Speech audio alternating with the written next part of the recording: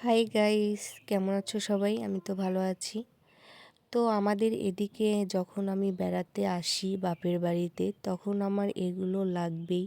কারণ নিজের হেয়ারের যত্ন নিতে হবে, কারণ প্রচুর পরিমাণে চুল উঠে যাচ্ছে আমার।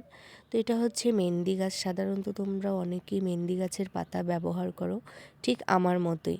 কারণ এই মেহেন্দি পাতাটা আমরা দেখলে পাগলের মতো হয়ে যাই, কারণ এই মেহেন্দি পাতাটা চুলে ইউজ করলে দারুণ হয়।